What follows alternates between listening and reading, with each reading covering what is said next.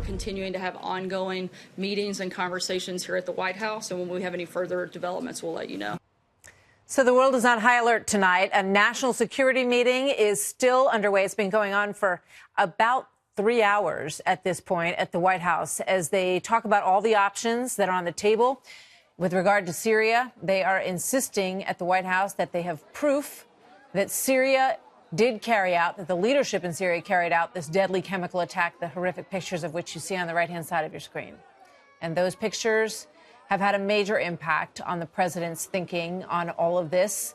Dozens of civilians were killed in this attack. You see children shaking from the byproduct of these horrific chemical weapons. I mean, the pictures are horrible.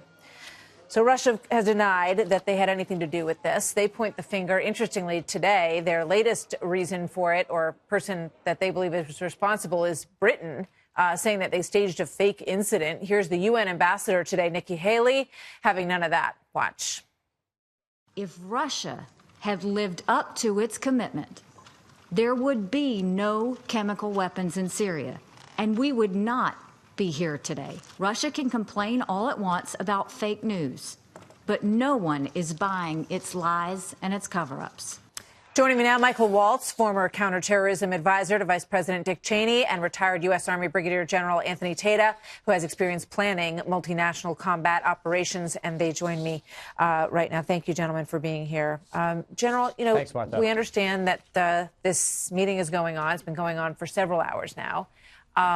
What is your best take on what might be happening in there and the back and forth? We understand that there are reports anyway that the president and John Bolton want something more comprehensive, and that General Mattis is pushing back on that a bit. Well, Martha, I think the first step was to confirm that the Syrian government actually did this, and it sounds like both the UK and France and us all agree that the Syrian government was in charge of this chemical attack. So that's box one checked, and now it is what type of response do we fulfill our national security strategy, which the two underpinnings are prevention of the spread of weapons of mass destruction and a international order based on the rule of law. So President Trump is right to respond here because this is our guiding document for national security.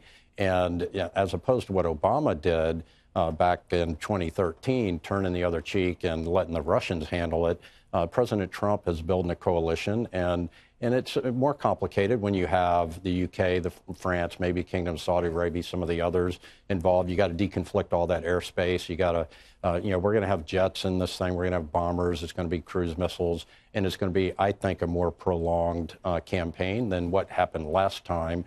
And I think that's, we're going to destroy his means to deliver chemical weapons. And because he didn't get the message the first time, this needs to be a stronger message. And for all those who are arguing against it, they just need to look at our national security strategy that says we do not accept weapons of mass destruction as something that should be allowed in this world. And that is one thing that I think that most nations can agree upon, where there is a red line that we should respond. Colonel Michael Waltz, let me bring you in to the discussion here. The reports are that General Mattis is concerned, as anyone would be when they weigh the outcome here potentially, about what the Russian reaction might be. I mean, it's one thing to go in and knock out air bases and knock out things that are fundamental to their ability to protect themselves. But what comes after that?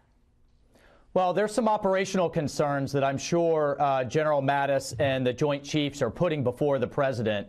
Number one, we need to parse out Syrian assets and taking out those assets from Russian assets. Again, as the general pointed out, President Obama essentially turned his back to the situation, and Russia moved in force with a major naval base and a major air base now. And we've been seeing reports that the Syrians are actually moving their aircraft and their assets to intermingle and commingle with Russian assets to make that harder for us to do and to raise the risks of some type of escalation. The other thing that General Mattis will be putting before the president is we do have boots on the ground. We have around 2,000 American soldiers with the Kurds and the Arabs, and we need to be sure that they are postured and protected against any type of retribution and attack. Absolutely. And then finally, the Russians have put about 11 ships out of their naval base in Syria and Tartus out into the eastern Mediterranean. And we have to take those ships into account as we're moving our assets in. So there's a lot of moving pieces. Russia, obviously, maneuvering, as you say, and watching all this very closely. Sergei Lavrov